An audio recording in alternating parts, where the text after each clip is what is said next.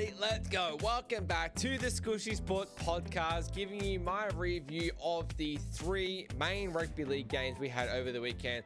Game one of the Ashes. The Ashes is back after 25 years. So good to see.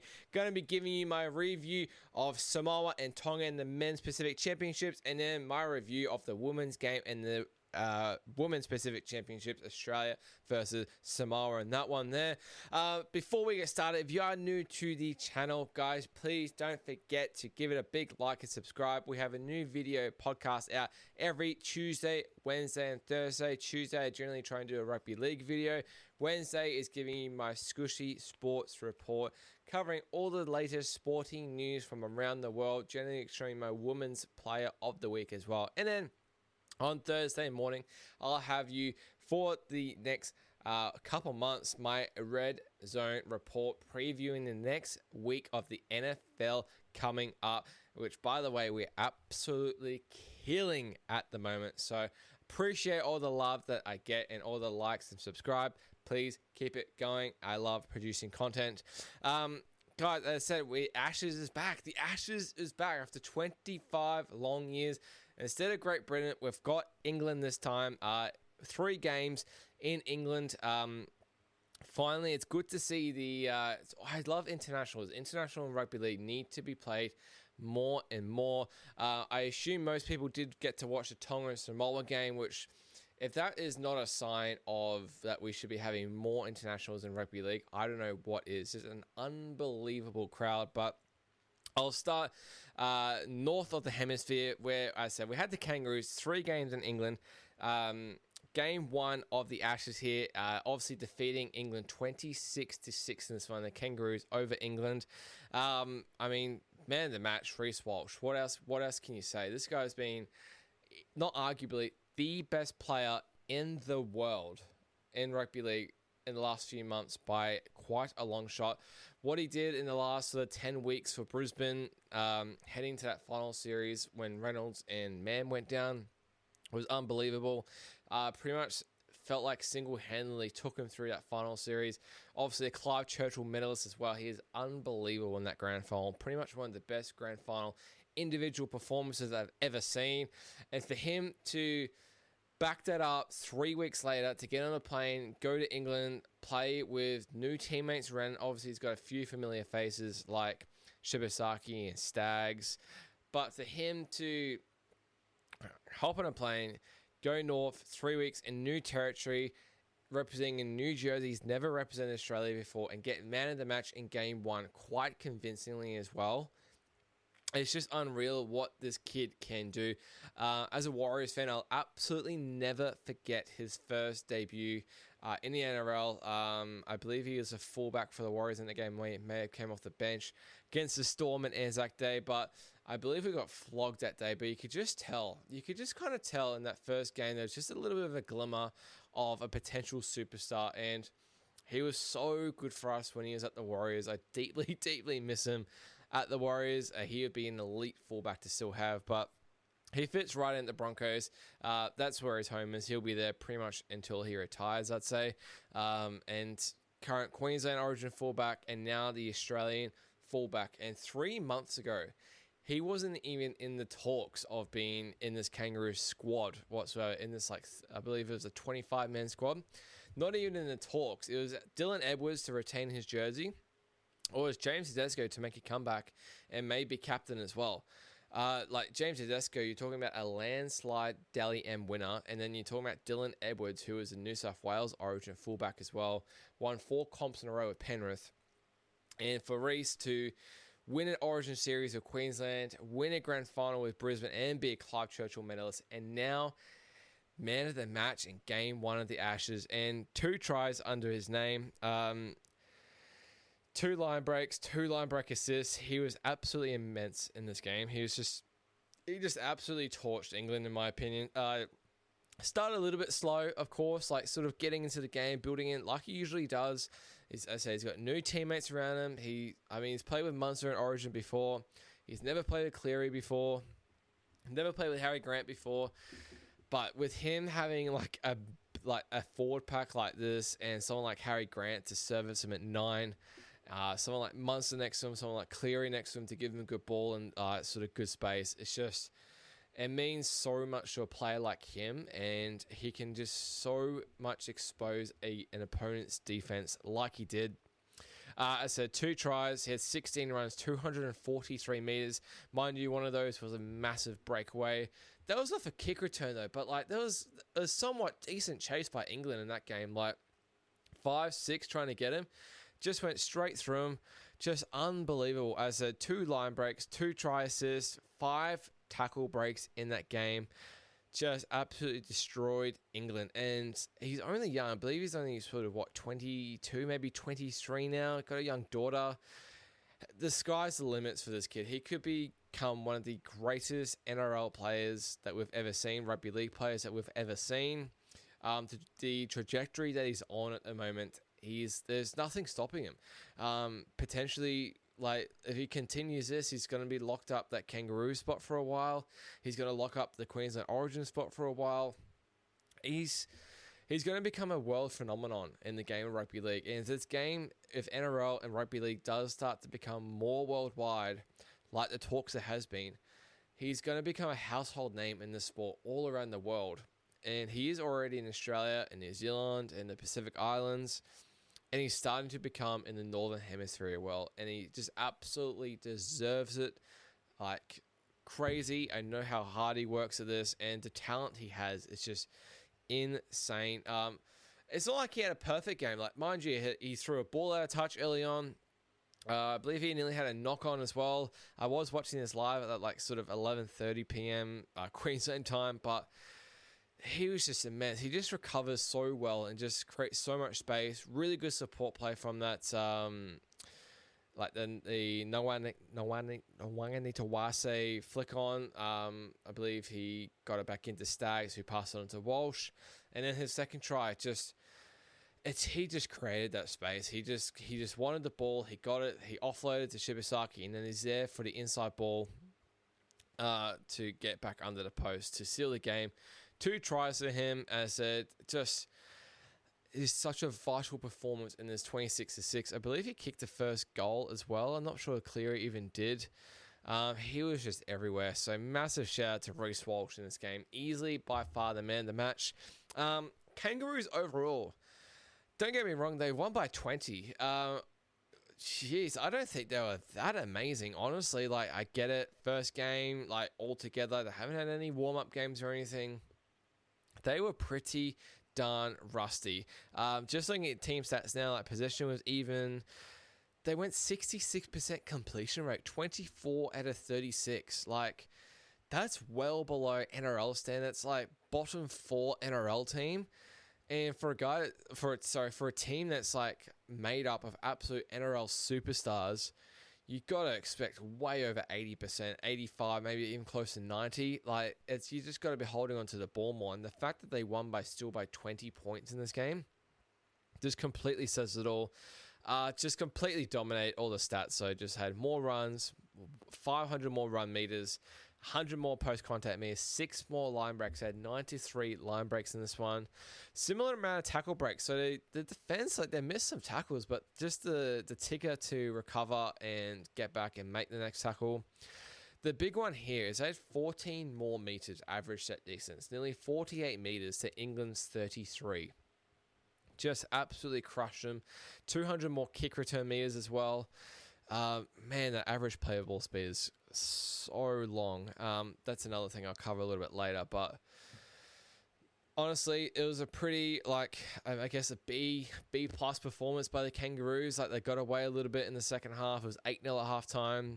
I thought they started very, very slow though. I thought England themselves, they had some golden chances to get back into this game in the first half and put some points on the board, but just didn't really do much. 1 forced dropout, which is pretty uncommon. But the main thing is that the 66 completion rate, if they complete at 80% next week, I am very worried for England in this one here. Defensively, the Kangaroos, though, apart from that last sort of 2 minutes with Darryl Clark scoring, very, very good on their line. Didn't honestly look like very conceding, nor did England really look like scoring. So just going through some of the player stats, and we go through like the starting team. I was a bit surprised that Fox was probably starting this one. Just trying to think who else I would have had in there. Is Fox really the second best Australian winger? I'm probably not sure. So Xavier Coates is probably my other option that I would have had there. Sorry. How Xavier Coates doesn't get a start in that team, it absolutely baffles me. Angus Crichton obviously scored the other 2 tries in this one here. Nathan Cleary kicked a penalty goal as well just before half time. And just a lot of really solid performances in this Kangaroo squad. I thought Shibasaki in debut, I thought he was really strong in offense. Had a couple of, he had that one line break, he had an assist to Walsh as well.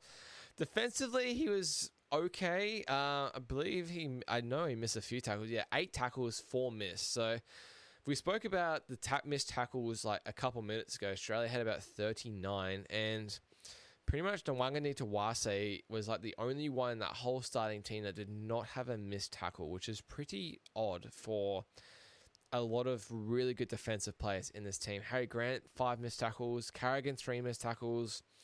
Angus Crichton, 4 missed tackles. Tino, 3 missed tackles. Hudson, 5 missed tackles. Just like, I thought it was a lot of very average performances by this Kangaroos team, which is kind of scary to think considering the scoreline that happened in the end, but I think that is a big reflection of how England also played as well in this game. I thought they were gosh darn poor, really. Like, I didn't expect them to win this game. I didn't expect them to light the world up. I thought it'd be a tight, grinding affair in the first game. It was a low total, 39.5 at close. I liked the unders. I had first half unders in this game. And man, I just thought England was so poor, honestly. I'll keep touching on Australia. I thought the Hudson Young, I get it. He's an epic starting rower, right? Epic. One of the best left second rowers we've got in the comp in the sport. And Angus Crichton, I get he's awesome in the left as well. Wally Lewis met her last year. Hudson Young was easily the most informed left edge rower this year by far. Over Angus Crichton, definitely in my opinion. Angus Crichton had a little bit of a down year compared to last year. And for me, having both of them in that starting team, like having Hudson on the right, was Hudson just looked a bit out of place. He's not used to playing there, and he made a couple errors. He had sort of one offload. I said he had a few missed tackles as well. He had 3 sort of tackle breaks. What did he do? He had 115 run meters out of 15 runs. So running the ball, he had no issue whatsoever. But I just thought, I believe he dropped the pass sort of nearly over the line. I just thought he was just a bit average. And I'm not sort of blaming his performance entirely on him. I just think he's just better suited on the left. And if you're going to choose one, just choose one and put the other on the bench maybe for a bit of impact. I think you got to put Jacob Preston at the right edge. Personally, he's out and out right edge front rower or second rower for me. He plays there for Canterbury. He dominates there for Canterbury. Give him a shot there for the Kangaroos there. Maybe not next game, but maybe game 3 if it's a dead rubber. And just sort of bite the bullet. Like, I get it. You want to have the best of both worlds in your team, but I think just pick one, either Crichton or Hudson Young to have on your left edge. And at the moment, after going what happened on Saturday, you got to have Angus Crichton in there. And it was awesome to see him have that sort of performance. He sort of had a few pretty quiet performances for the Roosters this year. Definitely nowhere near the year that he had last year for the Roosters in New South Wales. Obviously a Wally Lewis medalist. Don't get me wrong, still played solid. Angus Crichton played very solid. 13 runs, 132 metres. 2 line breaks, obviously had 2 tries in there. Pretty much almost got gifted a try from that defence from Wellesby. But I thought Harry Grant, he was pretty effective in the middle. A big takeaway. I want to make a big point here. And I think it's going to make a huge difference next weekend for Game 2. The ruck speed. The ruck speed was brutal in this game. If you're used to watching NRL, I watched a little bit of Super League when I can. It's usually early on in the mornings here. Such a massive difference between the play the ball speed between Super League and NRL. And we had a Super League ref in this game, right? So he's used to like a bit of a slower game, and you could just tell it was just so bloody slow. It's just like, come on, man, get the pace going. Let's get some quick play to balls. I think Australia, I just saw over 4 seconds per play to ball speed. It just sort of stuffs up not the structure, but really stuffs up the pace and the ability that they can have to pile on a bit more points on attack and get England a bit more set in defense. You can definitely argue it the other way. It helped Kangaroos get more set in defense, and that's why they only conceded 1 try, and that was right at the end. But, man, the play to ball speed was brutal. Adding on to that, we have, I think Grant Atkins is reffing game 2. So there is an NRL ref for game 2, which England is not used to. I think England could be in big trouble for this game. Kangaroo players all used to Grant Atkins as an NRL ref in his pace. It could be alarm bells for England, like especially in that second half when they might get a little bit tired or that sort of thing. I think they'll slip off a few tackles. Harry Grant, especially in the middle there, I think he could have a field day next week, in my opinion. But like overall, like pretty solid performances in the middle. Like Patrick Carrigan and Tino were the starters in this one. Carrigan 12 runs, 87 meters. Tino 8 runs, 64 meters. Well, how many minutes did they play? Pat Carrigan played 55. Tino played 37. We know Tino can play way more minutes than that. Obviously, we had Isaiah Yeo. He got a HIA in the 8th minute, which you don't often. Well, obviously it's a sort of a unlucky thing, but I don't even recall Isaiah Yeo getting a HIA in the last 4 years of Panthers dynasty run. Obviously, correct me if I'm wrong there. But I thought that was a massive chance for England to definitely pile on the pressure. I think Carrigan or either Cotter went into the 13 role from there. Isaiah Yeo, Category 1, he will not be playing Game 2. I would say they might get Koloamatangi into the front row or Cotter to start with Lindsay Collins, and Carrigan will move to the lock position. That is, I think, the only change I can pretty much see happening from game 1. Maybe Bradman Best comes, or Jacob Preston comes onto the bench for Isaiah Yeo. But a change like that completely puts like someone like Cleary out of a bit of a funk. He's used to Isaiah Yeo there.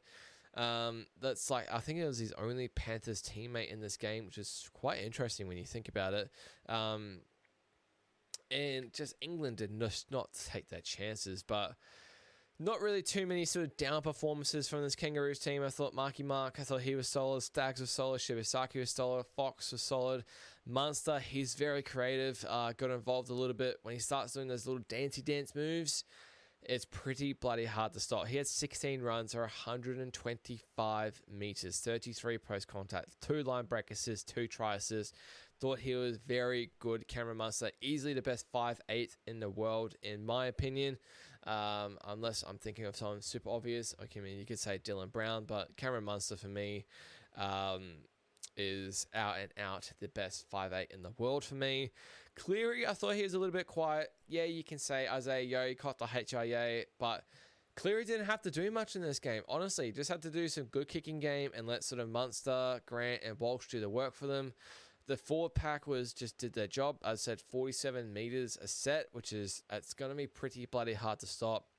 As I said, not too many down performances from this Kangaroos team. They will be looking, I think there'll be a big score in this game too, whether it's like full game overs. I think I'll be looking at maybe team total. I think I can see it being like 26.5 maybe. I think they'll definitely go over that. Played in Liverpool, not at Anfield, another stadium. I'm just forgetting what it's called. But still a bang average performance by the Kangaroos. Like, I think maybe New Zealand played them like they did against Tonga. Maybe give them a chance. Sorry, against Samoa. Maybe give New Zealand a chance, but we know that's nowhere near the Kangaroos A game in that one there, and it's just probably unfortunate fortunate for them that England just didn't really throw too much at them. And I'll talk about England now, and gosh, I expected way better. To tell you the truth, honestly, I expected way better. And it probably started from when the squad got named. I've got a really good mate in England who follows the Super League in and out.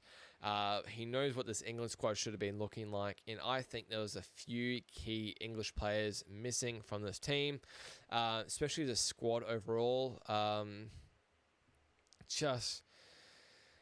Like what was going on? It just looked slow. It just looked like not to be offensive, like Super League pace. Like it just looked like there's just a massive difference between like these two comps, and I know there is, but you could just see it almost on the screen when you're watching. And there's a couple NRL players in the team. You got Dom Young in the wing, you got Herbie obviously, you got Kai Pearce-Paul, you got John Bateman, Morgan Knowles. He's heading to the Dolphins very soon.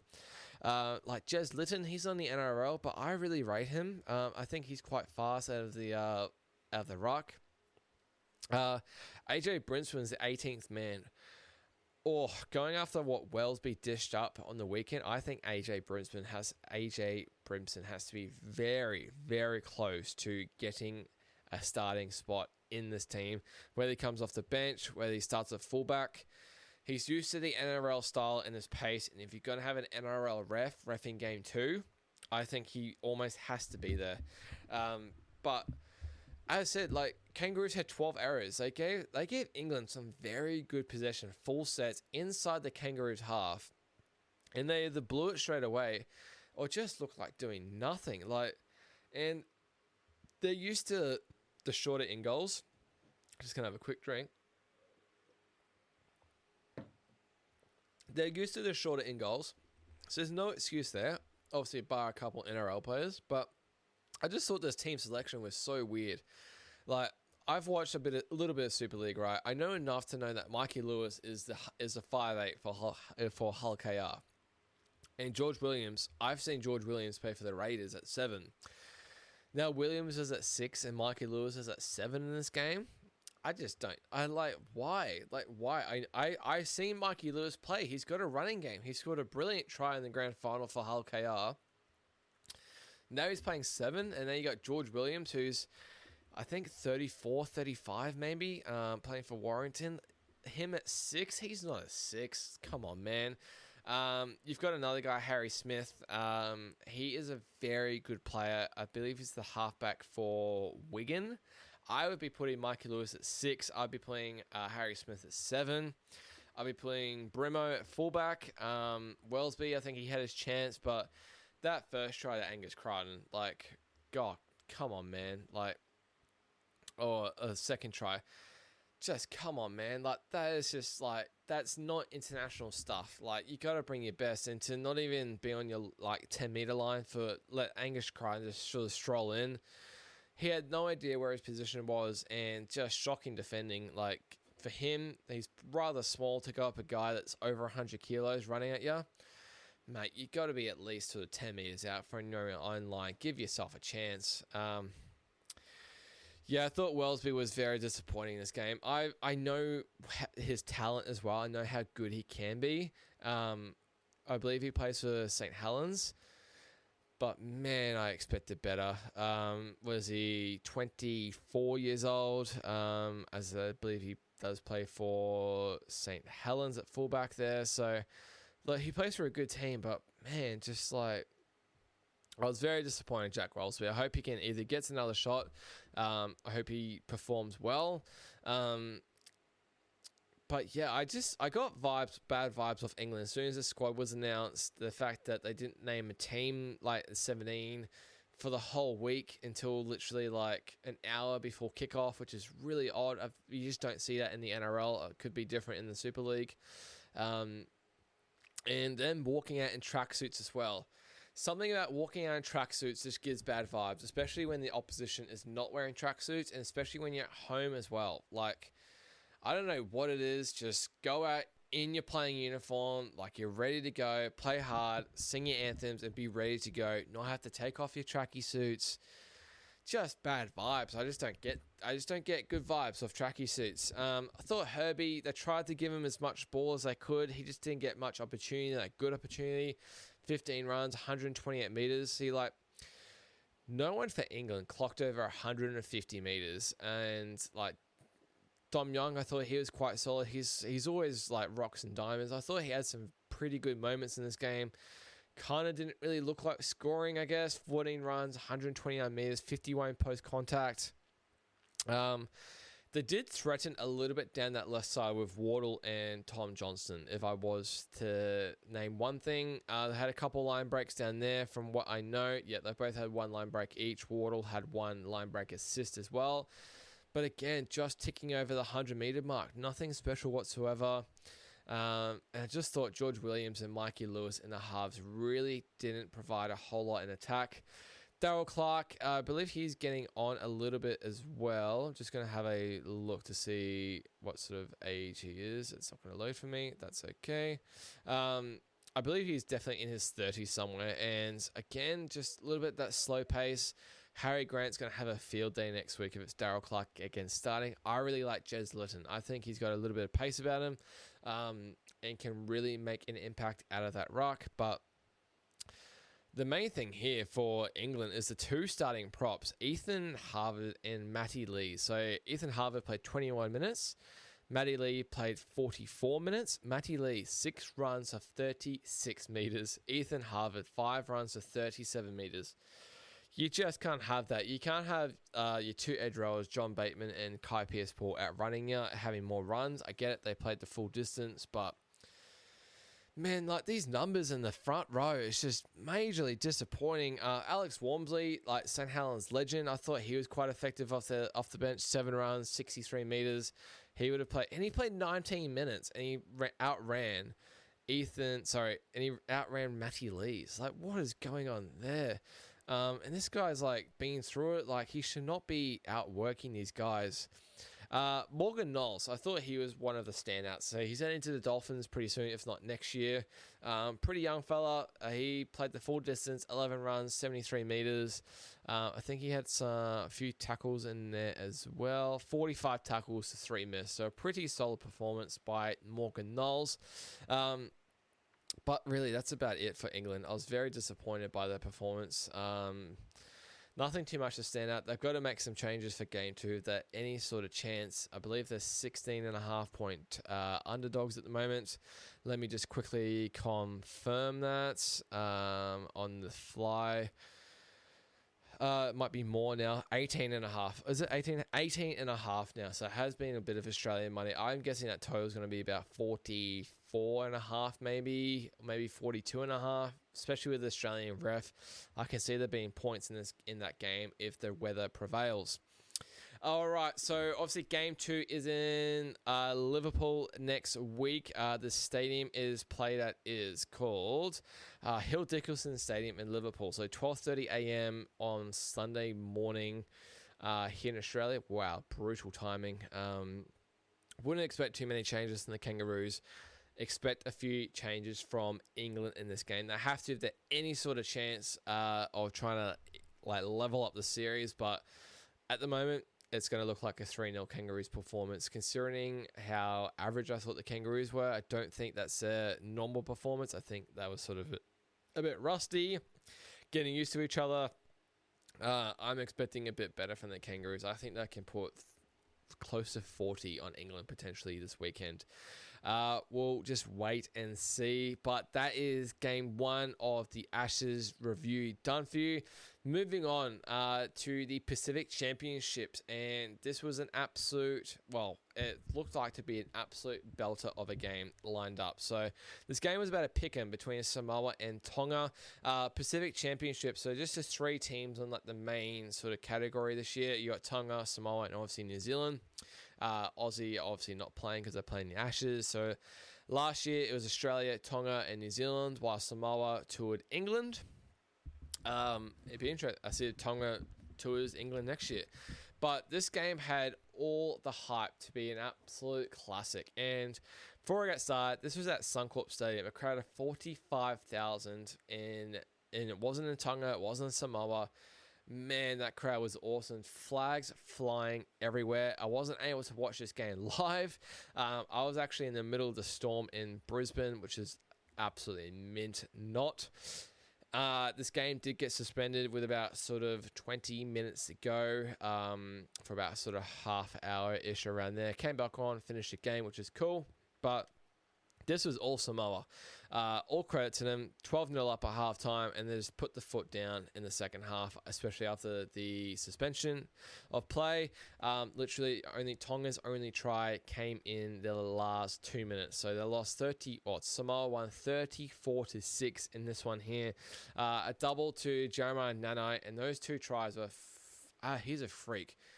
He's a freak because you sometimes forget it because Cowboys kind of feel like a forgotten team, but my God, his two tries, one was a catch off a bomb, still had to run 10 meters and got it through a couple people, and then his second one, Luai just gave him early ball, he sort of zigged and zagged a bit, threw a dummy, and then just put a little grubber in and just regathered and got himself in the in goal. Like, just an absolute freak. Sometimes you just think he's the only guy on the planet that can do it. Jeremiah Nanai, I think he's literally like similar age to me. He's like 24 or something. Just all the talent in the world. I'd love to see him back sort of in that origin conversation consistently, have that right side spot locked down because, man, he is so talented, especially for the Cowboys. You see some freakish stuff. And he even got dropped at the start of the year because of how bad his defense was and even just lackluster in attack. But he's so talented, this guy. If he can keep doing that, he's going to be so good for the Cowboys that we know and so good for Queensland and Samoa in the future. But that first try was a bit of razzle-dazzle. Tungo in the corner. Bit of razzle-dazzle by Mari Taulagi. Just so good to see. And Blaze was immense in this game, I thought. Had a few, he kicked the goals as well. He had 4 conversions, 1 penalty goal. Let's have a look at his stats because I thought he was pretty bloody immense in this game here. What did he do? He had 9 runs to 66 meters, which is pretty sort of often. 2 line break assists, 2 try assists. So there you go. He was everywhere, I thought, Blaze Taulagi. One of his better games I've definitely seen. He's getting better and better.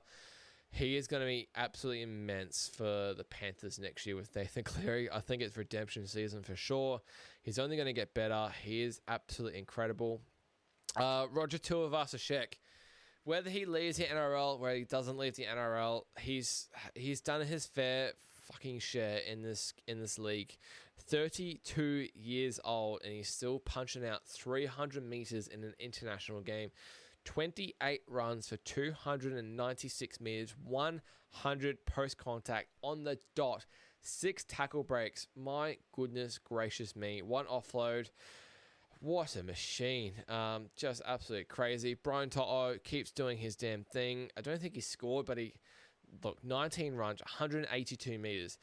And he had 57 post-contact. My God, he just keeps doing it. Probably a bit of a quieter game from To'o, to be honest, but they didn't need him. They won 34-6, but the whole back 5, all over 100 meters. And that's such a difference looking at that compared to England in regards to meters.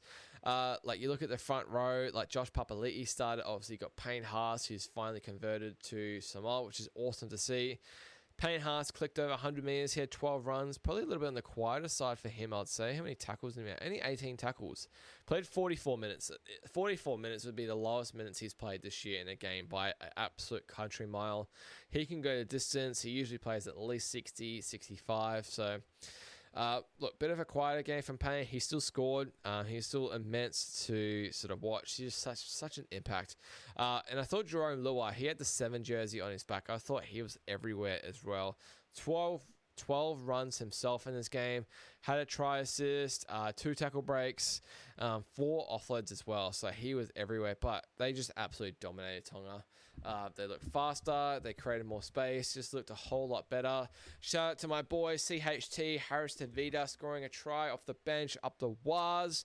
But really just absolute dominant performance by Samoa. So coming off that loss last week to New Zealand, really good reply. Tonga now go to New Zealand next week and play the Kiwis. I'd say winner of that plays... actually it'd be interesting to see because you think New Zealand beats Tonga and then New Zealand should play Samoa again in the final in sort of 2 weeks' time. I believe that's at Combank Stadium down in Sydney. Looking at the Tonga side of things, they were pretty disappointing. Total Kala scoring the last try at the end. Yeah, so here we go. Like Lehigh was at fullback, and don't get me wrong, they had like Isaiah Iongi playing at six. He's usually a fullback in this sort of game. Lehigh 139, Tupou 130 meters, Kohler 115, Rob Toya 77 meters. He's an Origin center. He should be doing a lot better. Sione Katoa 66 meters. These guys all played the full 80 minutes, and what did they combine for? Sort of 500 meters. Just not good enough. Adam Fanor Blake, machine, 13 runs, 133 meters. One of the standouts for sure. Stefano, how did Stefano go? He copped the HIA early on and got injured. Sorry, 2 minutes in, he didn't really perform much in this game. Mo Fodawaker would be the comparison. He played 55 for him, 8 runs, 70 meters. Leka Halasema, my boy, was good to see him in a Tongan jersey. 12 runs, 139 meters. Keep doing your damn thing, my land. 33 post contact. Going to be immense player for Warriors next year for sure. Eli Katoa is a little bit on the quieter side. Siwa Wong, not too bad as well. Sonny Luke, he played at 14. We haven't seen Sonny Luke for a while, it feels like. The big one for me, I get is Paul Alamotti better than Sione Katoa? Like, Paul Alamotti, what we saw in the final series, he absolutely killed it, and now he's not starting for Tonga. Kind of like literally a scratch your head moment there. Wasn't have made much of a difference, but Sione Katoa, you look at Sione Katoa, 13 runs, 66 meters. Paul Alamotti is going to get you over 150 any day of the week. 7 tackle breaks for Sione Katoa. Look, not too bad. 6 tackles, 2 missed. Isaiah, a big problem in the halves. Isaiah Iongi, 31 tackles. Wow, 31 tackles. They really targeted him. 8 missed tackles. Isaiah Katoa, 14 tackles, 6 missed. Eli Katoa, 29 tackles, 6 missed. Wow, that's some big differences there. Samoa had a bit better of a completion rate, 78%. Tonga, 71%. So even those two teams had better than what the Kangaroos did. But 6-4 line breaks to Samoa. Tonga had 48 missed tackles. 7 more meters on the average set distance. Had a lot more kick return meters. Here's your big difference here that I was talking about. I said Kangaroos had over, I think it was 4.2 seconds play to ball speed. Samoa was 3.56, Tonga was 3.48. So I know it's only 0.6 of a second, but that 0.6 of a second can make a huge bloody difference. But yeah, overall pretty disappointing by Tonga. Samoa easily deserved it, absolutely thrashing Tonga 34-6 off that loss against New Zealand. Good reply by them. Tonga now travel to New Zealand to play New Zealand next week in New Zealand. That game is at Eden Park, so I'm not sure if that's a fortress for the Kiwis or not. Looks like the Kiwis are starting at $1.35 on the money line. Let's quickly see what they are on the lines. Usually about 8.5. So 8.5, not a bad number. Upset potential. We know there's going to be a lot of Tongan fans there. It's going to be easily probably over 50% Tongan fans. They'll absolutely pack it out. So if you are Tongan, you are in New Zealand, go to that game, support your country. I know you do. I don't have to tell you that. But 3 o'clock Sunday, Arvo, that should be a cracking game. Looking forward to it. And we'll move on to the One Pacific Champions women's game on the weekend. So we had the Jillaroos play Fetu Samoa. I know Jamie Soward is the captain of Samoa. Shout out to him. Same sort of format. 3 teams, Jillaroos, Samoa, and you got New Zealand. So I believe New Zealand took care of Samoa last week, but yeah, look, you're going to have a big difference in these sort of games. Jillaroos winning 60-0 in this game here. Good crowd as well. 30,000 were at this one supporting Samoans, which is good to see while the sun was still shining. But this is it almost feels unfair. We know what Australia did to England in Vegas at the start of the year. Now they're not even playing a women's game in Vegas next year. But it just feels like an NRLW all-star team against some really good Samoan players, and Queensland New South Wales is such a good game, and then you got the best of both worlds with these two teams with this combined into one. It's just insane. The fact that you can put in your back line Tamika Upton, Julia Robinson, who's been one of the best for the Broncos this year, one of my favorites, Isabel Kelly, who's been so good for the Roosters. Tiana Penatani-Gray has been unreal, and Jess Surgis, unbelievable. And then you can put Ali Brigginshaw and Jessie Southwell in your halves. It's just not fair, it feels like. And I guess that's why, Aussie were big favourites at 160-0. Like, you can put Olivia Koenig at lock as well. She's been my women's player of the week before. Even a player like Jakaya Whitfield, the fullback for the Cowboys, was just literally on the bench, played 35 minutes, played one half, which is really solid. But some standout performances from Australia. They had 3 girls score a double in this one. Tamika Upton, Julia Robinson, and Jess Surgis. Jess Surgis opened up the game with a double, which is cool to see in about 10 minutes. And then I want to give a shout out to Julia Robinson. She I believe she was my first NRLW Women's Player of the Week, or even my first Women's Player of the Week for the podcast. She scored a double, but her 2 tries, she's unreal. She usually plays center. She got early ball on the first one, down the wing, sort of stepped inside and just absolutely barged over the Samoan fullback. She had a pretty tough time at the back. And then the second one was so cool. Jessie Southwell puts in this like sort of low driving kick. You sort of see like Kronk do these sort of kicks from time to time. And she just absolutely timed it. The dive was absolutely mint, like midair, and be able to put the ball down. It was unreal, like for like the women's game to produce that sort of talent and this sort of try. It's so good to see. And I can't wait to see it more. Julie Robinson, one of my favorite rugby league women players going around. 14 runs, 172 meters. She's just an absolute weapon. 47 post contact, 1 line break, obviously with that try, 4 tackle breaks in this one here. She probably didn't. Yeah, she only had to make 1 tackle, but she is absolutely unreal.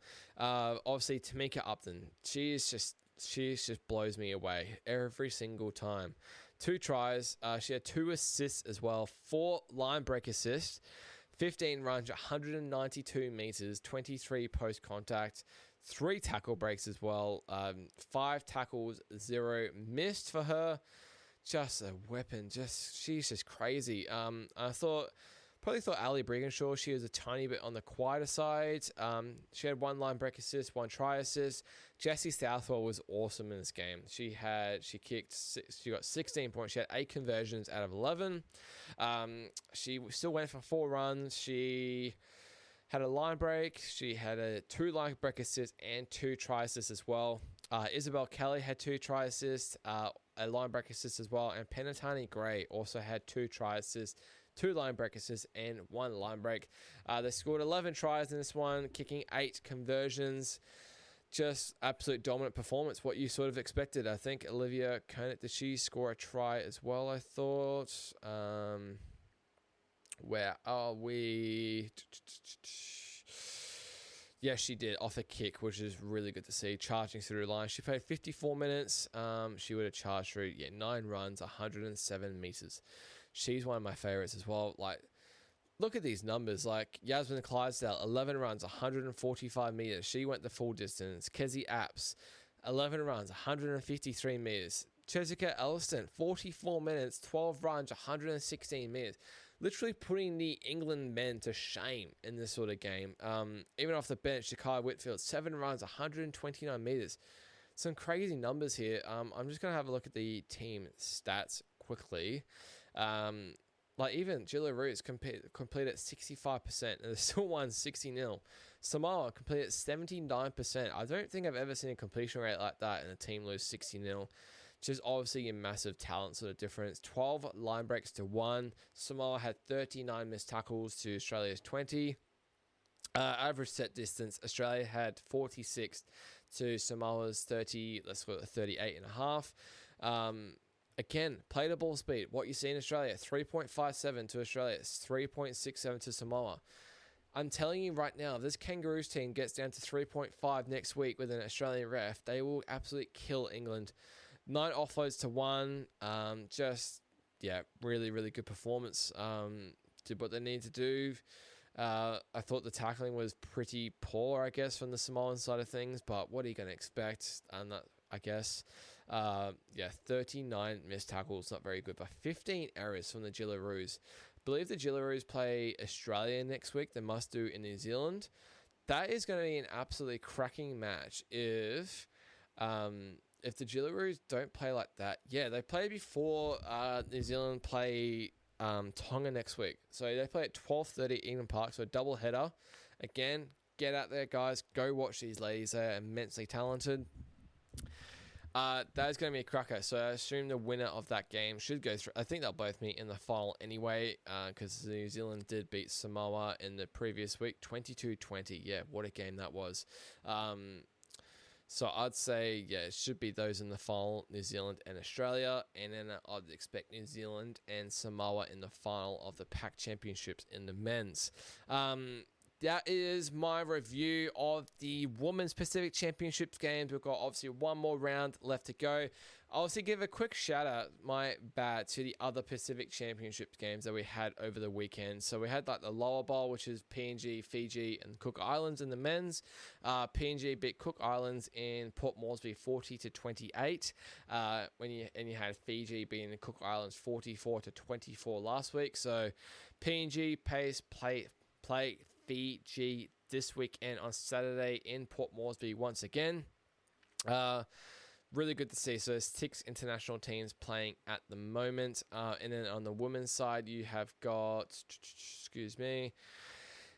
you've got round 1, Cook Islands beat the PNG side, and then Cook Islands also beat Tonga just in the game gone as well over the weekend. So that means PNG and Tonga, they play next weekend before the PNG game. Winner of that should play Cook Islands in the final of that lower bowl game. So really good to see 6 international teams on both sides playing rugby league at this time of year. I know Fiji have just qualified for the Women's World Cup, which is really cool to see. Let's keep it going. Anything to boost up the international game in rugby league. The talks of an NRL Global Round gets me super excited. Anything to boost the game, I'm absolutely here for. But obviously, the main thing, we've got the Ashes, Game 2 this coming weekend, and New Zealand and Tonga. They're going to be your key games. I cannot wait to get my eyes on them. That will do it for the international games review, reviewing the Ashes series so far and the Pac Championships in the men's and the women. As I said, if you like the content, if you're new to the channel, give me a subscribe, like, and a comment as well. Follow my socials, all that Squishy Sports there, whether it's TikTok, Facebook, Instagram, X as well. It's all there for you. Give it a follow. Be posting sort of reels daily as much as I can, and sort of any score updates, any major scoreline updates, any major headlines. Guys, really appreciate you watching, of course. I will see you tomorrow for the Squishy Sports Report, and cheers.